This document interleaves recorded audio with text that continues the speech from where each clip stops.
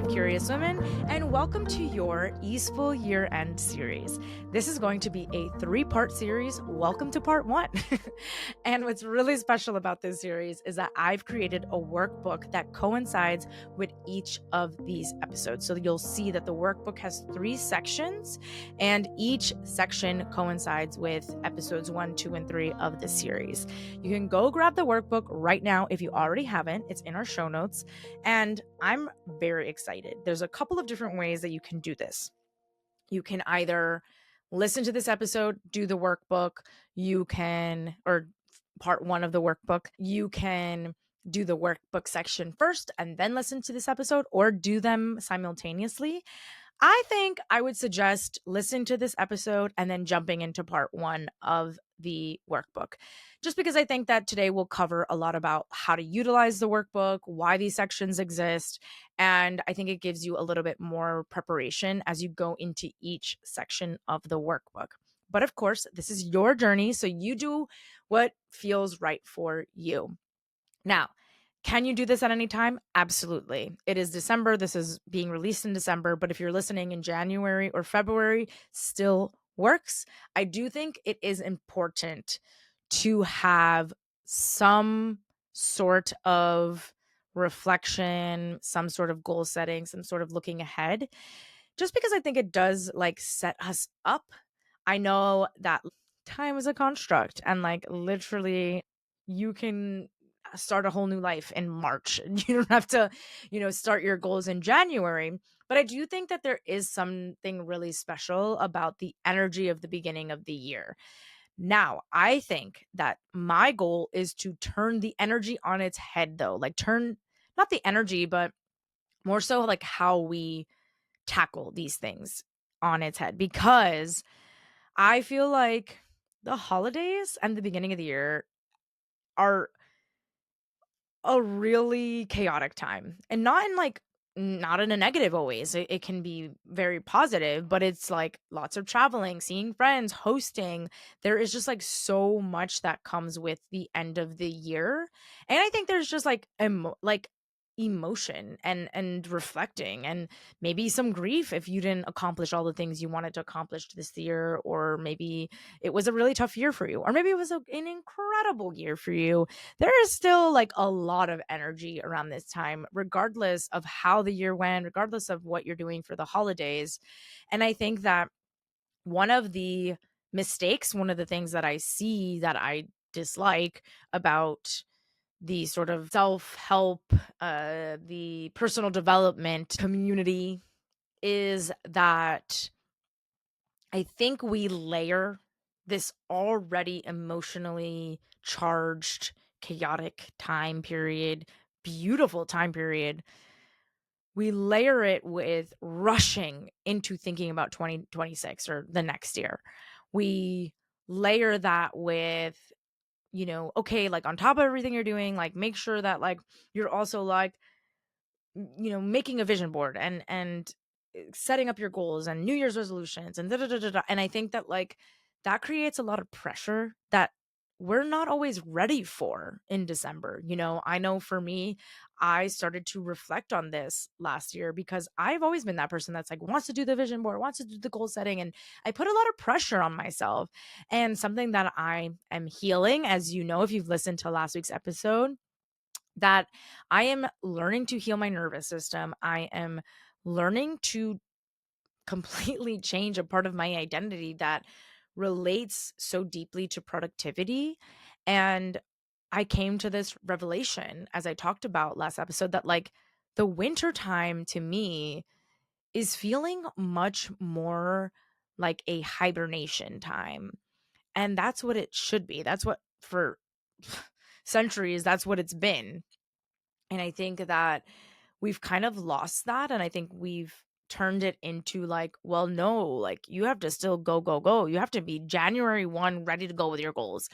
And I just don't really think that that's the healthiest way, especially because we're not always in that place. And last year I certainly wasn't. And I didn't get to even think about my goals until the middle of January. And I had burnt myself out so much that I just couldn't. And so I created this and I wanted to create this because I felt like I wanted to give all of you a different option. If you are looking to still, goal set, reflect, I think that we can do that in a way that is honest. We can do that in a way that's authentic and that really feels grounded and not like a shock to our nervous system. So this is why I say, you can do this in December, you can do this in January, in February, whenever this feels right for you. But I wanted to really prepare you and really give you all of the tools you need in order to do all of this. So I'm very excited because the first part of this series is all about reflecting on this year.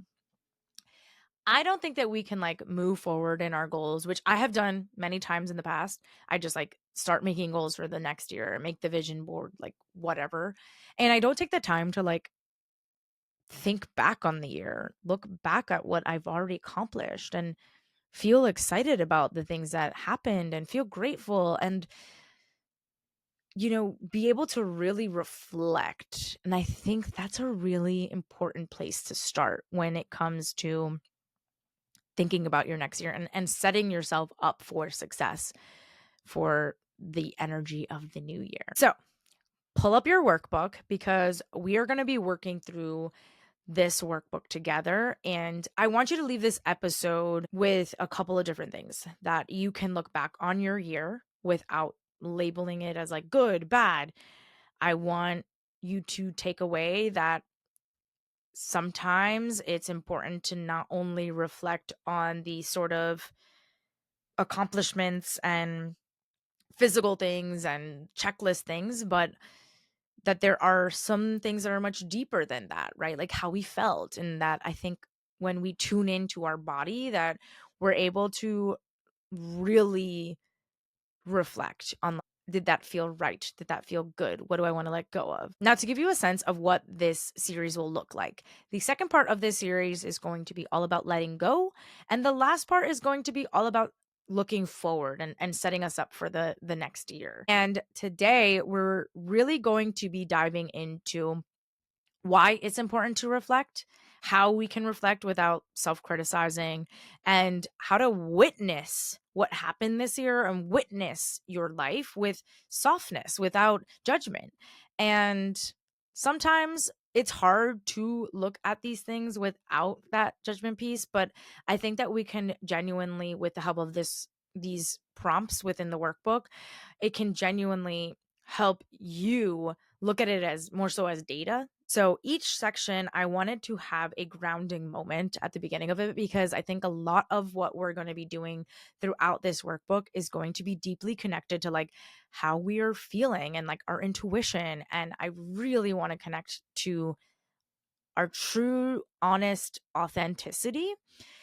So you will find that at the start of each section, you're going to have breathing, exercising, and just like a grounding moment. So as you start all of this, like take some time, put a candle on, grab some tea, grab a coffee, really make this a little bit of a ritualistic time. And I think that taking 20, 30 minutes to do this in this way is going to truly set you up for so much success. And I think also you'll be surprised at how much you forgot about this year, because I certainly have. And as I was doing this, I was like, oh my God, like I have forgotten about like a lot of beautiful things that have happened.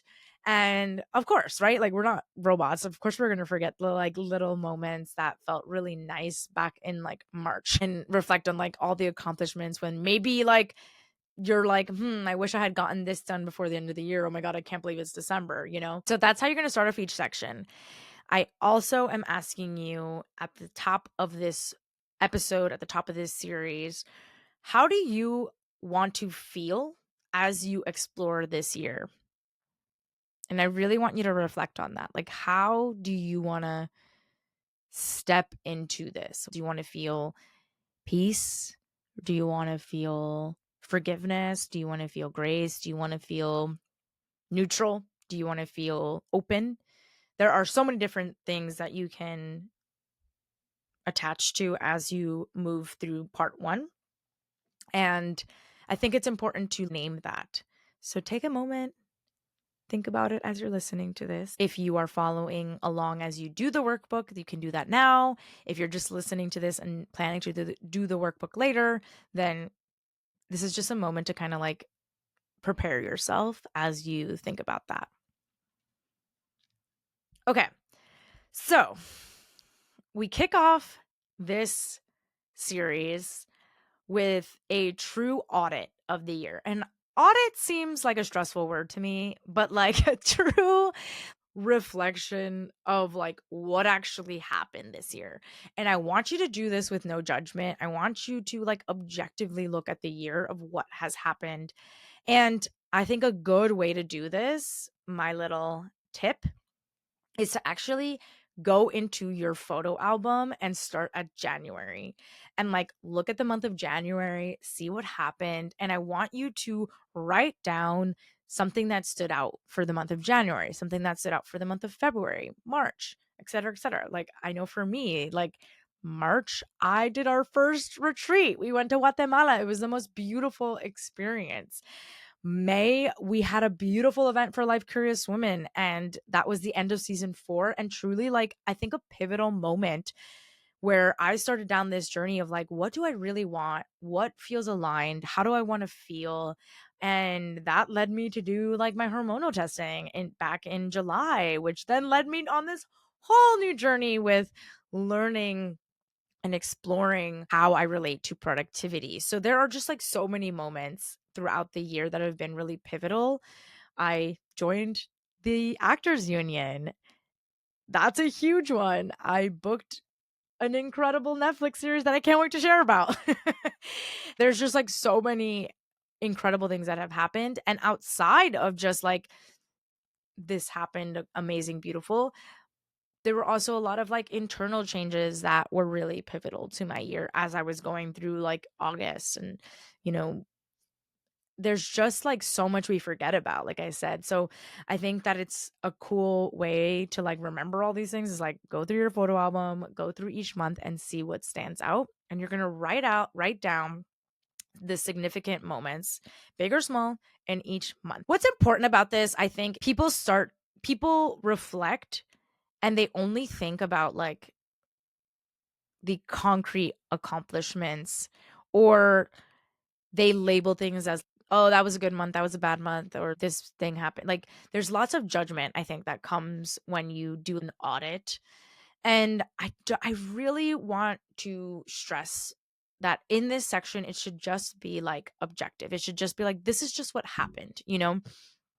And try not to attach too much to bad, good. Of course there are things that are really stressful that happened, and like you can feel those feels, but I really want us to try to do this as like detached as possible. I want you to encourage you to look as you're reflecting, as you're going through each month, to look at it and think of it like a documentary rather than like a report card or like a thing to be like, look, I did all these amazing things, but more so of no judgment, no like interpreting things, just more so like this is what happened and noticing what happened. Okay, in the next section, this is going to be, and you can do this two ways. You can either journal about each of these prompts, or you can write short responses and then journal about the whole thing.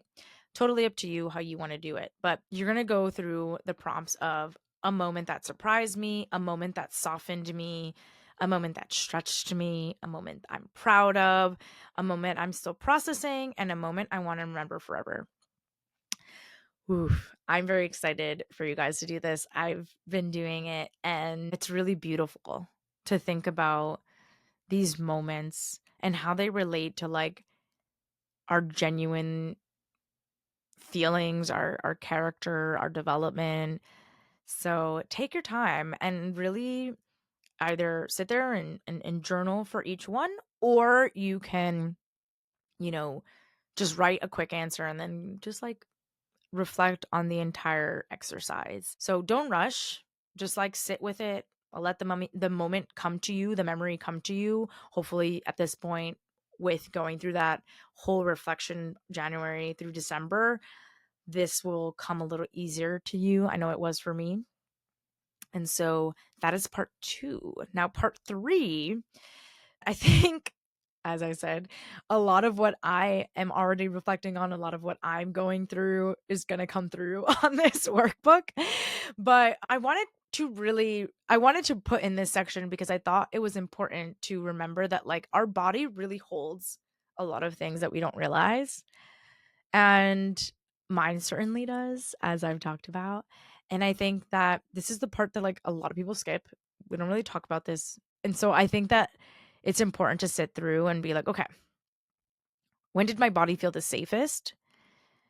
You know, was there a moment that your body warned you or your intuition warned you? Maybe intuition is a better word to replace this if you're like, I don't understand what that means, like my body, but maybe like your intuition. How did your stress show up? And how did your joy feel like? And I really want you to sit with this. Like, take a moment, breathe, and like your body is constantly communicating with you. And a lot of times, because of the distractions, because of our phones, because of like the go, go, go, we don't always hear that intuition and hear our bodies. And I think that this section is really important because I think that that is something that is the answer to everything. Like if you are in tune with your body and your intuition, that will give you the answers to every single thing moving forward. And so if you can acknowledge and recognize what joy felt like for you when you missed a sign and how to not do that again.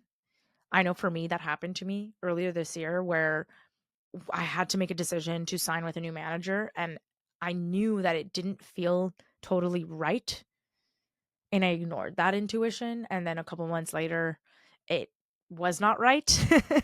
And so I still had to deal with the difficult, layer of having to let that person go.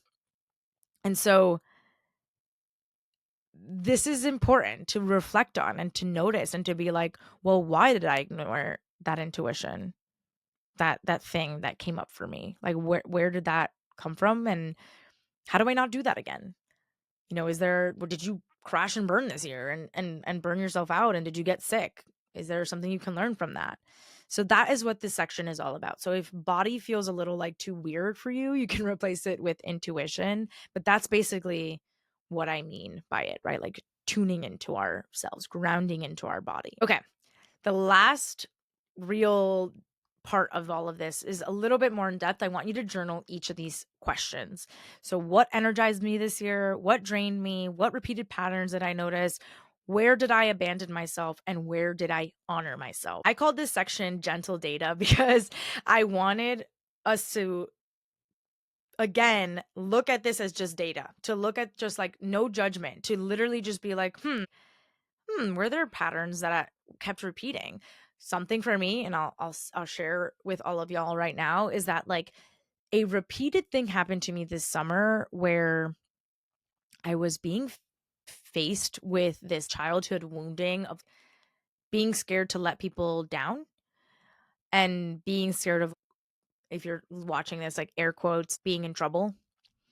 And it kept happening over and over in my job, with my acting representation. I went through a lot of changes, letting go agents, joining with new agents, letting go of managers, getting a new manager, letting go of that manager, lots of that. And then at work, dealing with a lot of not wanting to let people down, doing my best, all that kind of stuff. And all of it came down to like the repeated feeling of being like, well, I don't want to do something wrong. I don't want to hurt someone. I don't want to let someone down. And it was very interesting. And I have already been reflecting on this, but then to sit down and actually like journal about it during section 1 of the workbook, I'm like, there's a reason why I'm being called to look at this, because it feels very tied to the productivity wounding that I have also been looking at. And both are tied to like childhood patterning.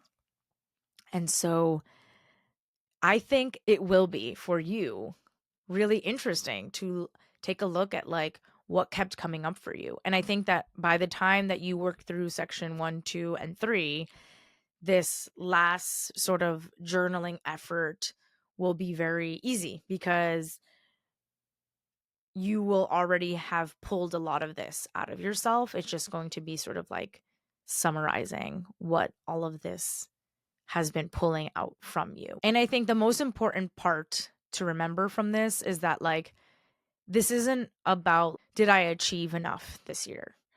It's really about like what did this year show me? So none of this is about judgment, none of it is about a perspective. It's more so about like clarity.